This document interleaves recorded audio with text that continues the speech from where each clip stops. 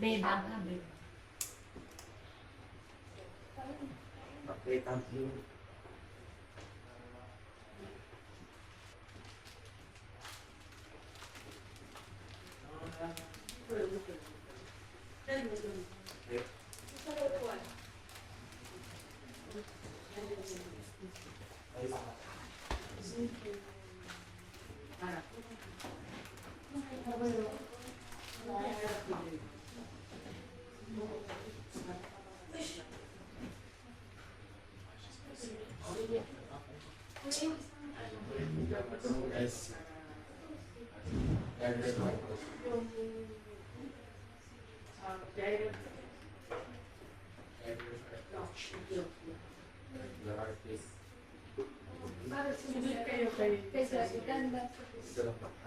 Isang halera. Okay na. Diyan. Sa electric fan na. Dito.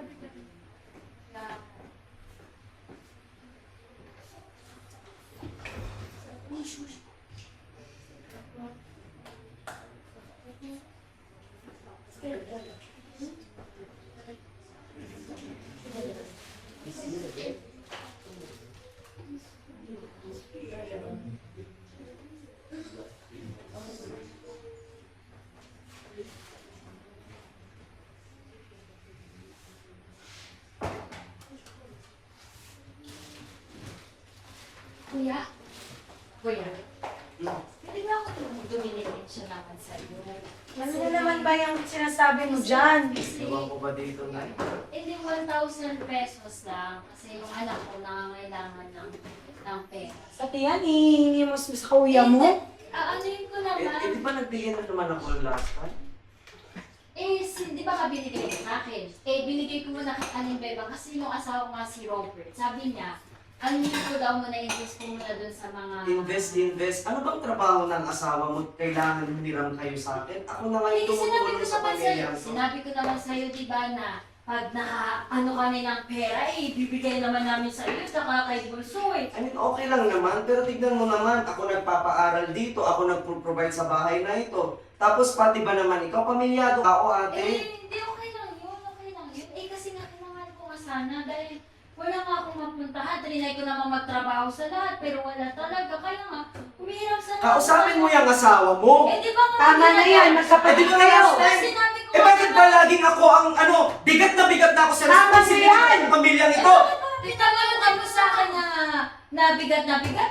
Ikaw naman yung binagbigay sa akin, di ba? Sinabi Tama ko na sa'yo, yan. dapalit ko sa'yo. Pero Ako oo ka na nga, lang. pero ang sa akin lang ate, kailangan naman magtrabaho ng asawa mo para naman hindi pa kasama sa bigatin ko.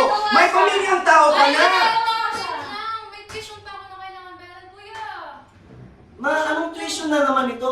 Di ba nagbigay na ako sa'yo? Oo nga, hinati ko yun sa dalawa. Hinati ko sa kanya, sa meral ko sa tubig. Tapos itong tatay mo pa, nangungutang ka sa tindahan niyang hindi sinasabi. Ipapabarangay na daw tayo. Pero paano naman ako na? Umulan din mo, ha? Natabagutom na ako. Nag-aaway na ba kayo? Walang kwentang buhay to. Wala na nga tayo makain. Problemado pa. Mamatay na lang tayo lahat. Ha? Ano ba? Tama na. Ayusin mo naman yung Tama na. buhay mo. Ganyan na lang gagawin mo? Ha? Magpapakalasing ka na lang? Wala ka nang gagawin sa buhay mo, kundi ganyan na lang ng ganyan. Grabe yung buhay ko. Napakasaya! Pa, please, tama na. Ang tanda-tanda mo na? Huwag mo maganyan-ganyan. Tama na. Binibigyan niyo ako ng pambili ng pagkain, binibigyan niyo ng pang-grocery dito. Sisigyosigwan niyo lang kami? Tingnan mo buhay mo! Tingnan mo buhay namin lahat dito! Tumiga! Ha? Please, tama na. Lagi na lang tayong ganito. Tingnan niyo ang bunso. Tumigil na Nai-stress na siya. Nadidepress na ang mga anak mo. Dahil sa pinaggagawa mo. Please lang. Tama na to. Bigat na tayo. Ang dami-dami ng problema. Pero hindi natin maayos sa pamilya ito. Isa ka pa! Tama na. Anak lang kita! Siya ang nagbibigay sa atin ng trabaho ngayon ng pagkain! Tumigil na yan! Hindi mo ginagawa! Na hindi mo ginagawa sa pamilya ko! Tama na. Sa pamilya mo! Ayaw yan! Bakit parang kasalanan namin? Ha?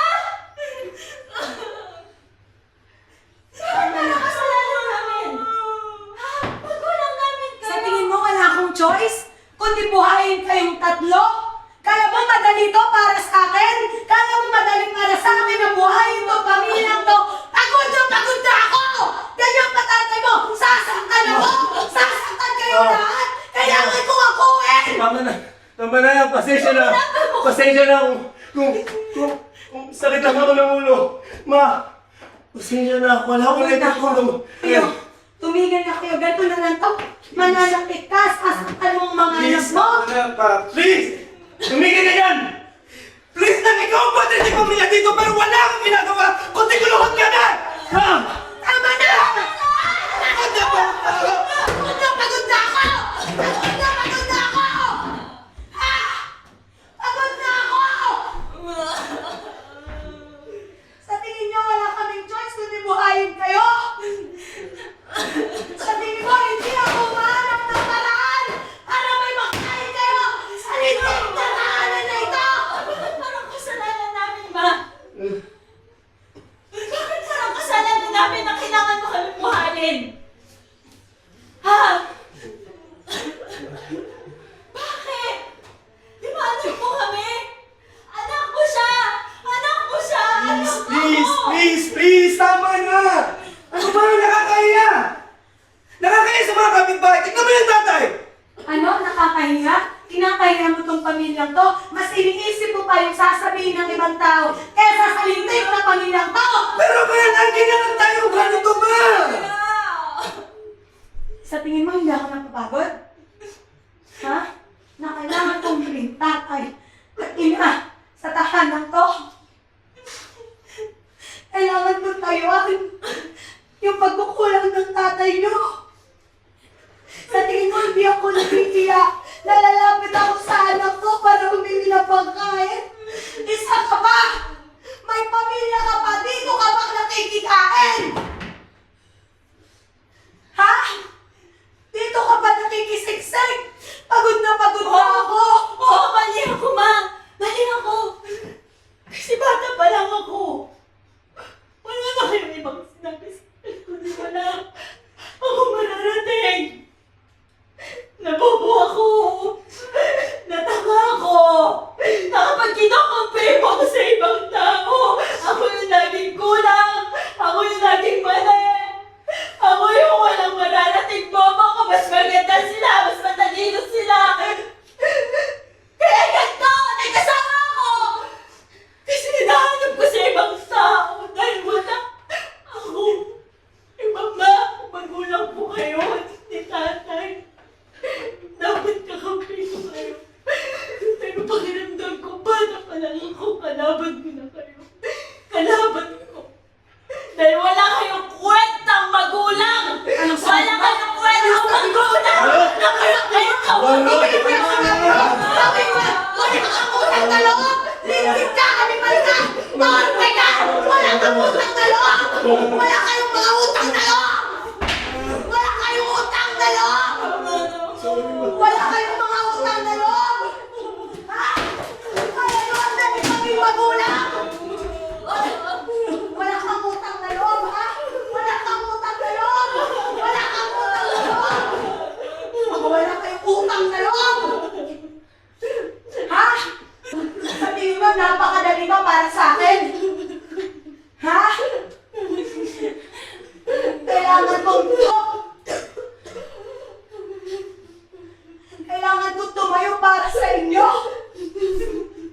Paano naman ako?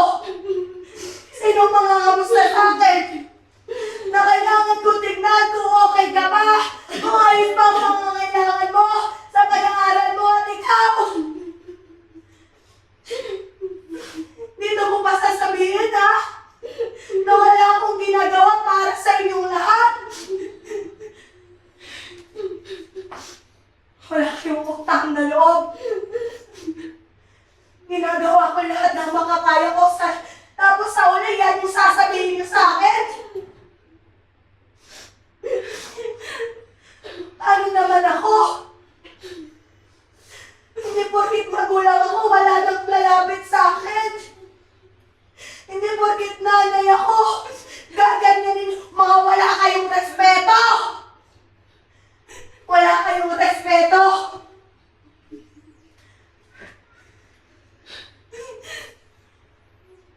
Nakikita niyo to? Nakikita niyo kung gaano kagulo ang pamilya nito?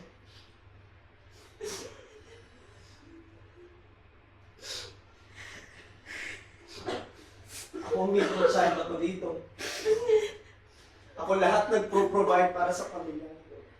Maybe some of you, maybe kagaya ko kayo, wala man kayong trabaho, pero kayo yung laging tumatayo sa family. Or maybe kayo yung nakaka-witness ng ganitong klase ng gulo. Nakakayanan niyo? Nakakayanan niyo ba yung bigat na laging dala-dala mo, ang bigat ng pamilya mo? Or maybe some of you are much stronger than me. Siguro mas okay kayo. Siguro yung family niyo hindi nakakaranas ng ganito. Pero so you need to treasure it. If walang ganito sa family niyo, you need to treasure it. Pero pag may ganito sa family niyo, you need to stand up and pray. Pray, pray. This is an encouragement for you to pray, pray, pray. Hindi pwedeng kayo din na naniniwala sa Diyos, makisali din kayo. Maybe this is your burden. Maybe pumunta ka dito, dala-dala yung burden sa pamilya mo. Or maybe ikaw yung bunso na laging naiingayan sa gulo ng loob ng pamilya.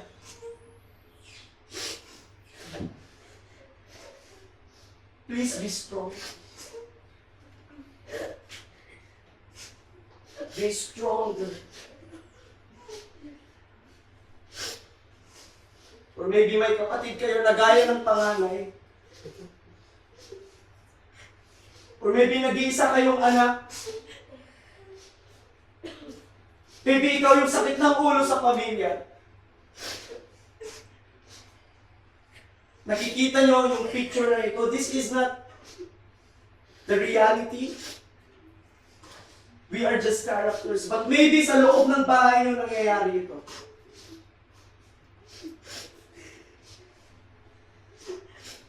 But I believe, alam nyo kung kanino kayo tatakbo. Alam nyo kung kanino kayo magsusumbong. And that is in the Lord. Amen? Amen. Sa Diyos lang may pag-asa. And I believe and I know that we don't have a perfect family. No one is perfect. No family is perfect. But I believe we can work out a good relationship because we have Jesus Christ, the Prince of Peace in our home, the Prince of Peace in our lives. And we need to claim it. And if you are that person na ayaw magkaroon ng ganitong family in the future, you need to know more about that. You need to immerse in the presence of God. Kailangan yung transformation natin nakakapit sa Panginoon. Hindi sa mundo, hindi sa mga relasyon na kung saan nyo nakikita sa mga celebrities. Those are just fake relationships. But you know your reality. And you need to work it out. Hindi pwedeng naiingit na lang tayo sa magandang nakikita natin or napapanood natin. This is something that you need. This is war, young people. This is a war, young people. Every day there is a war in our family. Not the physical war, it's spiritual war that is trying to destroy our relationship with our parents, with our siblings. But you need to stand up. You need to stand in the gap for Jesus. And this is not only for you, this is for your generation to come. And maybe there is a curse in the family na laging nag-aaway, na may lasinggero, na laging may nakakapag-asawa ng maaga, or may depressed na bunso. But this is something that you need to pray. We need to wake up and pray and declare that Jesus is the Lord of our family.